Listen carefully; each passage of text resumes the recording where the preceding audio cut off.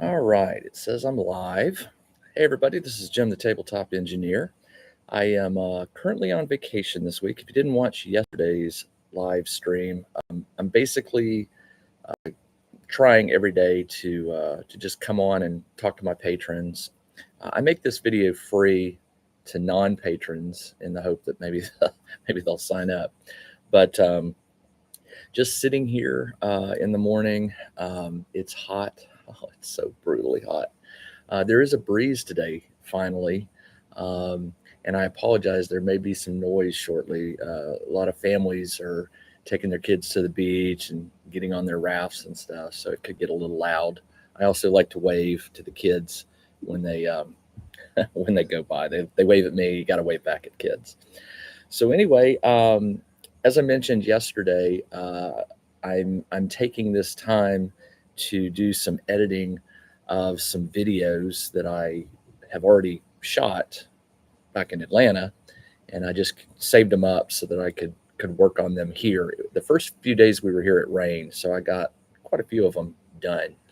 And today or later this evening, I'll probably do a couple more. But before I get my day going with my wife and kiddos, I figured I'd sit down and chat with y'all about whatever comes to mind. We'll see. Um, wow, already got one viewer. Okay. Whoever you are, hello. Let's see, what did I do yesterday? Some really cool things happened yesterday. First, if you are ever in Orange Beach, which is also like near Pensacola Beach and Gulf Shores, if you're going east to west, it goes Pensacola Beach, Orange Beach, Gulf Shores. If you're ever in that range, there's a gaming store. There are gaming stores in Pensacola, but my son, who plays Magic, he's always been kind of disappointed that there wasn't a game store in Orange Beach. And we come to Orange Beach because it's halfway between my family in Pensacola and my wife's family in Mobile, Alabama, close enough to halfway. And so it's just a good place for us so the families can come. But we found a gaming store here in Orange Beach, and we went yesterday. My two sons and I went. Let me take a step back. A couple days ago, my son and I found it. He found it actually, and we went and checked it out. It was pretty cool, and it's called Game Castle on Orange Beach. Game Castle, Castle with a K, right there. And it's a good sized store, not too small, not too big. Lots of tables, good mix of board games, war games, card games. Um, they're heavy on magic, not heavy. They have a good magic supply, according to my son. Their board games, I'm pretty pleased with it. They had all the newest stuff and some old classics, things like that. But they also had quite a few war games, which surprised me. They had a lot of 40K, because they do have a 40K group, believe it or not, here in Orange Beach that meets, I think, weekly for games. But they had, what else did they have? They had Legion, X-Wing, which unfortunately is being phased out. They had, what else did they have? They had Marvel Crisis Protocol. They had a bunch. I'm going blank all of a sudden. It's too early for me to be thinking. But anyway, we went yesterday. We went back in the afternoon because they were having a learn to play session for a game that I've heard of, but I've never played it. But I thought my two boys would like it, and ultimately they did end up liking it. And it's a card game like Magic from the UK. I think it's from the UK, and it's called Flesh and Blood. I don't know if you can see that, Flesh and Blood. And it's according to Vince, the owner. Give a shout out to Vince and his son Luke, who works there as well. According to them, Magic no longer does the pre-built decks that you could give somebody and they could just sit down and play. I don't know if that's true or not. I'm not in the Magic world, but Flesh and Blood does. They have, these are called, hold on. These are called Blitz decks, if I remember right. Is that right? Blitz decks? I think so. And they have a character, and each character has a card that is left out to play, and weapon or weapons that are left out to play. And then the rest of the deck is your play deck. And I believe it's 40 cards. And so I sat down and learned to play along with my two boys. It didn't click with me because I'm just not into. I'm not. I like card games, but this one, like Magic, it involves a lot of. You have to understand the strategy, and I could probably do it if I played enough Magic. But this game depends heavily on looking at your deck, understanding your cards and how they work with one another, and then playing them in orders. My youngest son cleaned me out. I mean, wiped me out. I Before I even had an understanding of what I was doing, he already had me down to like 5 health out of 20. So it was fun, but again, not my thing. But they stayed and played for 2 hours. They played against opponents, and then they played against each other, and then they asked if I could get them each a deck. This is my oldest son's deck, Victor, and I can't remember what my youngest son did, but they each got a deck so that they could play here at the beach, and they liked it. My oldest really wants to play it, but I don't know of any place in Atlanta that is currently have an organized play of this. There is one store called Gigabytes, which I know they sell it, but I don't know if they have organized play. But when we get back, he's going to be looking because he was impressed enough with the mechanics, and also the game is just like Magic in that you can get multiple decks and then cards out to modify your deck. It's not just you're not just locked into this. But Flesh and Blood was the game. They liked it. My 17 and 14-year-old. And again, the store is called Game Castle on Orange Beach. I don't know if this is a chain of stores that you could find elsewhere. I really haven't investigated it, but it was really, really nice. So a big shout out to Vince and Luke. Vince is the owner, and they just were very, very kind to my boys, to me. They talked to us, asked us, where we were from, and we got into conversations. And Luke spent some time playing the game with them, and so big shout out to them. If you're ever in the area, go check them out. All right. Let's see. What else? Someone said, Paul, hi, mate. Watching from the UK. Time is 4:46 here. I've been enjoying your fight. Thank you, Paul. Appreciate that. I actually have made a decision while I'm here. I brought my 5 parsecs. I don't have it with me. Every rule book that I have a PDF copy on my iPad. So my iPad is full of rule books, and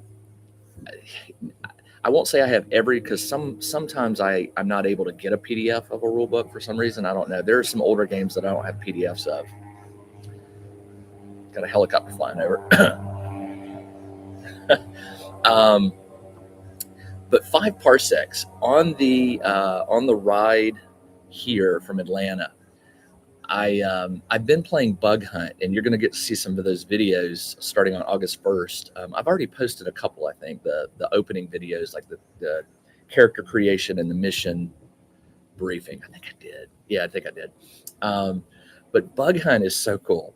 It's just so cool. It's 5 parsecs, but stripped down to these mindless bugs. Well, some of them are pretty intelligent. You're not fighting against like crews and soldiers and stuff. You're fighting against bugs, aliens. But on the ride over, I decided to reread the 5 parsecs original rule book, and I've decided that I want to play 5 parsecs again. So when I get back to Atlanta, I'm going to film some videos, and I'm going to start a new crew. I think I've had 2 crews in the past. One crew, I took them real far, and then I kind of lost interest in the game. I won't say I lost interest. I found some other games I wanted to get playing. And then I started up another crew, and I just didn't go very far with it. There was something about that crew that just wasn't clicking with me. But I'm anxious now to start up another 5 parsecs from home campaign. So hang tight.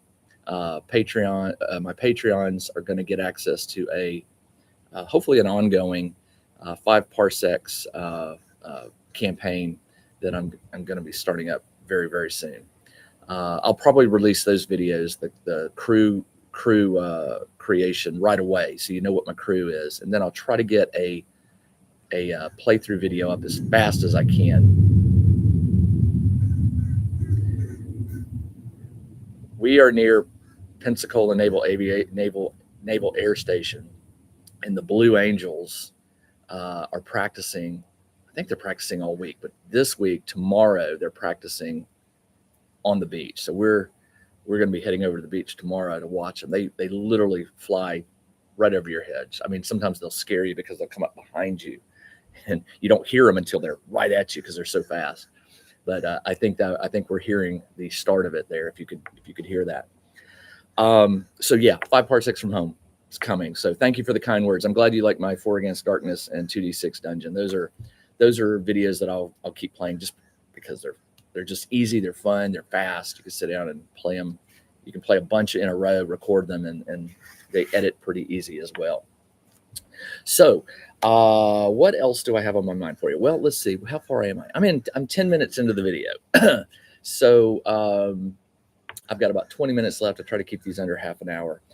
I wanted to share with you, some of you may have seen these. When I come on vacation, I try not to bring a whole lot. I try not to pack heavy, which means you don't get to pack.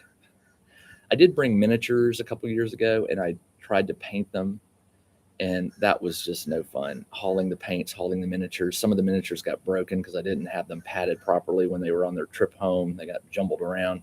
So I decided no more miniatures and painting on vacation. It's just, I didn't get a lot painting done. So I tried to bring games, but they need to be small. And so I do bring some board games that I play with my family, but for me, solo games, these are some of the ones I play. I can't believe I did bring it. Okay. So these are called the 10 series, TIN, like 10 games. They come in these little 10s. This one's called Gate. It's a solo fantasy dice roller with cards. The dice, there is a little bit of luck, not a lot. There's a strategy with this game, and it all fits in this 10. Well, somebody had mentioned to me that there was an expansion to it. I didn't know. So I got the expansion called Gates. And I haven't played this yet, but I'm going to be playing it today. It just adds a little variety to this. In this game, you're trying to defend your village, and you've got a tower on one side. You got 2 towers, and you've got 2 structures that can get damaged. This one adds, I think, 2 new structures and some new villagers and things like that. So I'm looking forward to playing it. Another one that I have played, I think, for my YouTube channel is this one called Doom, the Doom Machine. This one is cool. The art, the strategy of it, the mechanics, very, very cool. If I can get the camera from my phone situated properly, I may record a game of this and a game of Gate and post them up for my Patreons or for my patrons. We'll see if I can get the lighting and how the sound is and stuff like that. But I tell you this, and then there's one more that I brought. This one's called 10 Helm. This is a dungeon crawl in a can. And I played this one a long time ago. I've forgotten most of the rules, but I do remember I enjoyed it. So I'll show you how I bring these 4 in this little carry-all here. I pad it with a towel so that they don't slide around, but flat, small, 4 solo games that I can bring on vacation. And I usually play them when it's bad weather. Now, the funny thing about Florida is, and it was like this when I was in college at Florida State in Tallahassee, when I grew up along the Pensacola Beach, Navarre area. Florida is funny. You'll wake up, blue skies, hot as it can be, but every afternoon, somewhere between 2 and 4 p.m., you get a shower. I mean, and it drops. It's like the clouds just can't take it. They drop the rain, and then it opens up again, and it gets hot and muggy, and that's Florida. So you get used to it. So you always want to bring something for when it rains, that you can't go to the pool, you can't go to the beach, whatever. And I just saw a pelican just took a dive, and he got him a fish. I love watching pelicans. They are amazing. They fly and they wait, they circle until they see a fish near the surface, and they go down, and you can tell when they've got it because their gullet or whatever that thing is called is, you can see maybe too gross for some of y'all, but hey, they got to eat, right? They got to eat. But I just saw a pelican take a dive, and he came up out of the water and took. It's like they have to get situated and then they take off. And he had a fish. Good for him. Good hunting, buddy. Um, so yeah, always if you ever come down here to the Florida coastline, especially the northwest leg of Florida. I can't speak for the South Florida. I don't know if they get the same thing, but Tallahassee in college during the summer, every afternoon, like clockwork, it would rain and then blow away. So if you come down here, bring games. I can tell you that if you're a gamer, bring games because you're guaranteed to get some downtime away from the heat, the beach, and the water and stuff like that. All right, so let me tell you what I'm working on. I don't want to give away too many details because there's not a lot to share yet. But for some time now, I have really been wanting to create my own solo war game. And when I say war game, I'm talking about a small skirmish war game.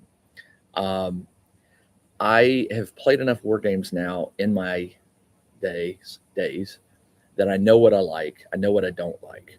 And the funny thing about war games is you play enough of them, you start to see patterns. This war game and that war game share this mechanic, and then that war game and that war game share this mechanic. And so you play enough war games, and you start to get where there are mechanics in one game you like, but you don't like this other mechanic. And then in this war game, you like that one, but not that one. And the cool thing about planning to create a war game of your own is you get to pick the mechanics that you like, or if you've come up with your own mechanics, you can throw those in.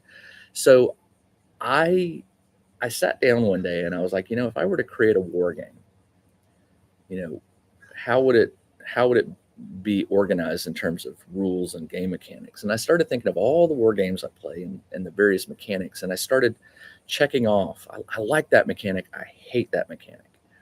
That one's okay, but I would change it like this or whatever. And so for the past, I don't know, 4 or 5 months, I have really been in a notebook here. I have been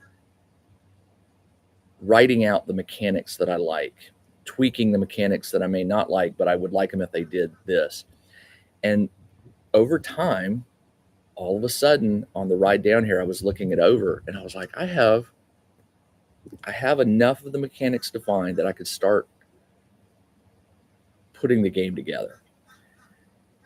Now, I've seen people create war games in private, and then they just either kickstart it or they release it as a game on War Game Vault. If you're not familiar with War Game Vault, it's like Drive-Thru RPG. It's owned by them, and it has the same format, but it's mainly war games.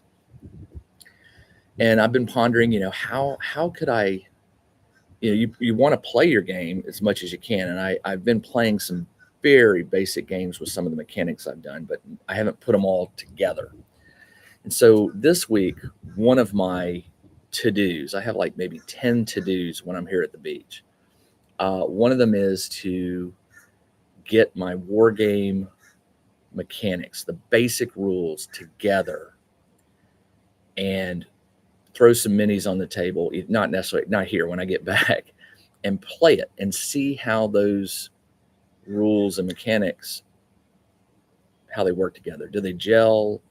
Do they not? Because in my mind, they gel. It's like, oh, I love that mechanic, I love that, but I actually haven't put them to the table and played them out and seen how they interact together.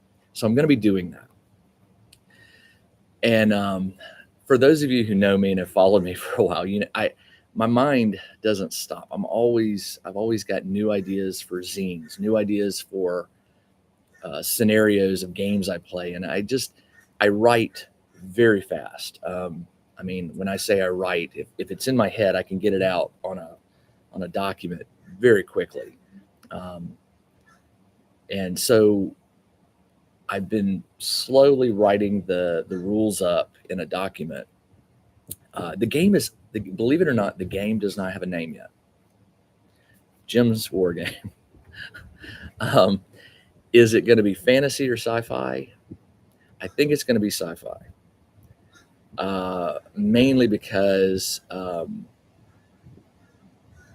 well, I don't want to give too much away, but I want to do sci-fi because I'm basing it off an existing property. I'm not going to be stealing any names or anything, but once I get the game out there, some of you may understand where the basic idea comes from.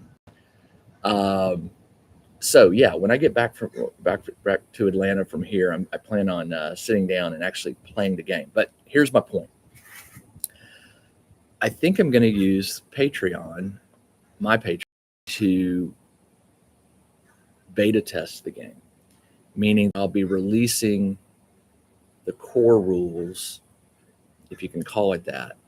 I'll be releasing the rules to my patrons in increments, meaning after I get it tested, and I'm hoping that I've got it right, that the mechanics I've got are gelling together well. If I'm happy with it, I'll write it up in a quick document. And then what I'll do is I'll put it out there for my patrons. If they want, they can test it. And you'll be able to test it with fantasy minis, sci-fi minis, or whatever, because the initial rules won't depend on, it's almost like a skeleton. You can put the skin over the skeleton, and the skin will be like the setting and the weapons and things like that. For instance, there's a game out there called Space Weirdos, and there's a fantasy version of it called Sword Weirdos. And if you strip away the setting, the theme, the genre, and the weapon descriptions and stuff, the rules are the same. For instance, a laser pistol might be a D6 in the sci-fi game, or a D8 or whatever. But in the fantasy version, it would be a crossbow or something like that. The dice rolls and the mechanics don't matter initially. You put the skin over it when you can. But I thought it would be kind of fun. I feel like some of my patrons would download it and play it randomly, and you would just say weapon 1, weapon 2, weapon 3, and you would just say, well, I used weapon 1 and I found that the bell curve, it's a very hard weapon to yield, so it's not gonna be good for a low level character. I'm making this up as I go. I don't really, this isn't part of my game, but my thought is that I could use my patrons, those who are interested, they could give me feedback on the mechanics, and then in exchange for that, I'll be able to release the game to my patrons, probably for free, in a PDF form. If you want a print form, I'll probably come up with that. But I want the game to develop, and if some of my patrons want to help me develop it, great. That will be fun to have their feedback. Tyler says, "Hey Jim, a heads up for what we will need for terrain and table space." Don't know yet. Terrain would be well. Again, it depends on the. I guess it depends on the theme, right? I have thought, if I have thought about space. I think about Space Weirdos and Sword Weirdos a lot because I don't have it with me. I have it on my iPad, which isn't with me. It's just such a cool game. There's no campaign in it. No campaign, although mine will have that. You can play Space Weirdos one week and Sword Weirdos the other, and the mechanics are identical. If you've never played those games, one of the mechanics, for example, is movement. It's done with these sticks. Your characters move 1 stick, 2 sticks, or 3 sticks. Each stick is like I don't know, 3.5, 4 inches long, maybe, I think. And when you make your characters, you buy points. You allocate points to movement, to this, to weapon, or whatever. And so your characters are either going to have a movement of 1, 2, or 3. I thought that was just one of the coolest mechanics, because if you want a real fast character, you sink your points into movement, you get 3, and so you have this movement of 3. But if you want to have a really powerful weapon, that weapon's probably going to be big, and so your movement is going to suffer. You're not going to have as many points to sink into your movement or your health or whatever. It's a very cool game, or games, because as someone who wants to create a war game, I can see how the creator made his mechanics, and he may have had the sci-fi or the fantasy. I think the sci-fi one came first. I know that because the Sword Weirdos came like a year later. But I don't know if while he was developing his game, he had sci-fi in mind. He probably did.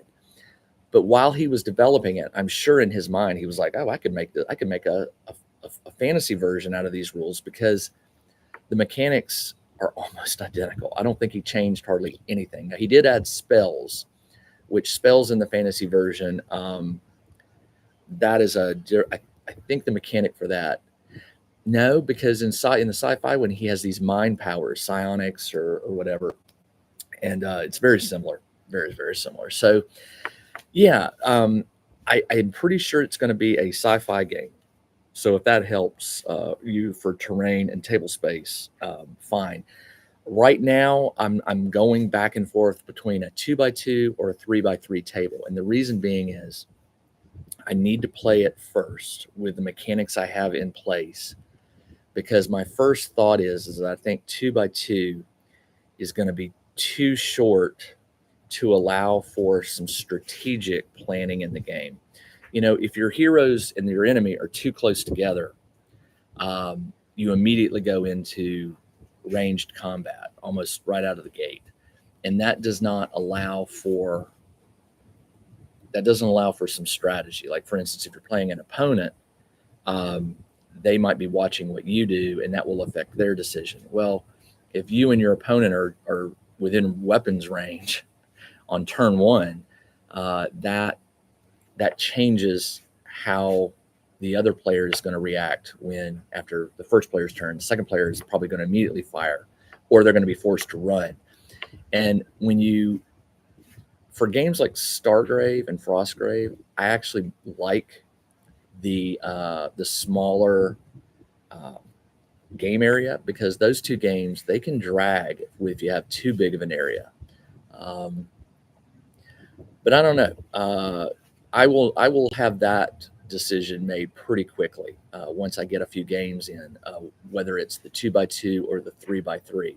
And I only say that because before I release the first version, I'll have to come up with a versioning. I'm a tech writer. I'm already thinking, and I'm like, I got to come up with a versioning format for how you'll know what the most recent is. I've written adventures for RPGs. I've written generic zines with articles and things like that, but I have never done a war game. So I'm a bit excited. I'm a bit nervous. Anytime you release something to the public that's new and that has your heart in it, when I first released the first Delver zine, I was like, oh man, I hope these readers don't tear me to pieces. Oh, we've seen this before. This stuff was released in the 70s and 80s, and there's so much of it. We don't need anyone. I didn't know. So I don't know. We'll see. Tyler says 2x2 or 3x3 sounds right with what you're describing. Yeah. No, I've only played a handful of games on like 4x4 or 4x6, and I never enjoyed a massive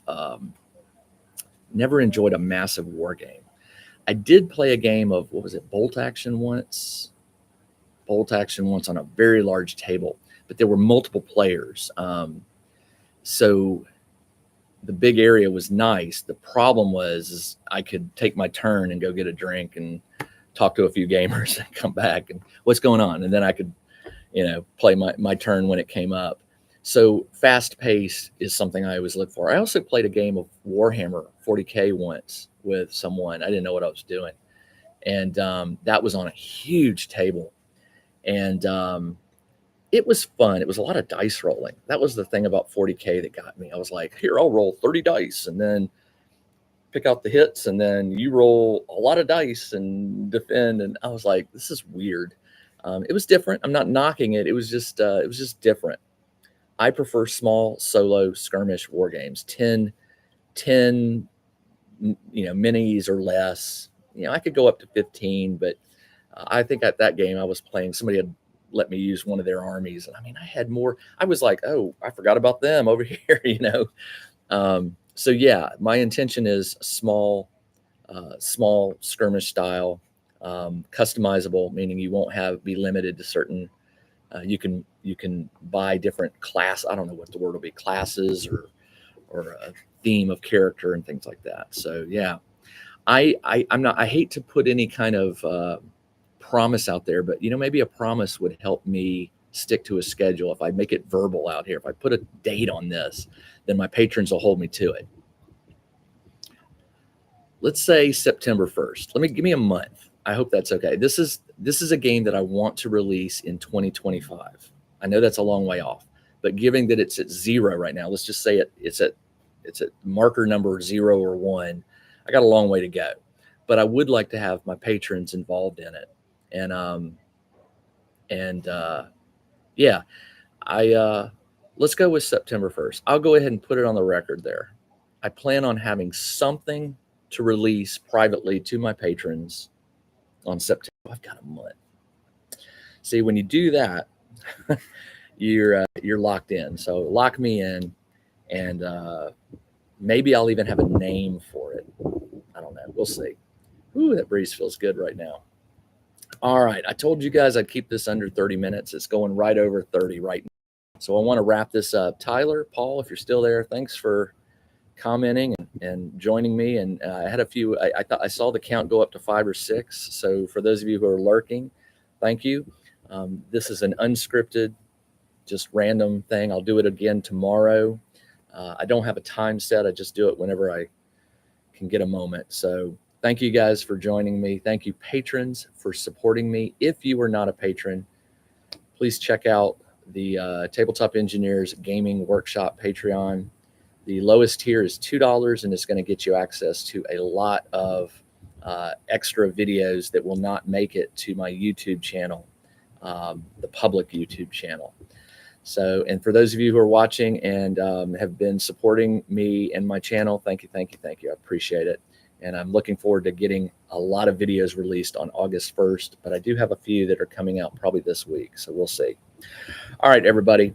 This is Jim, the Tabletop Engineer. Thanks for joining me. Everybody, have a great week. Take care.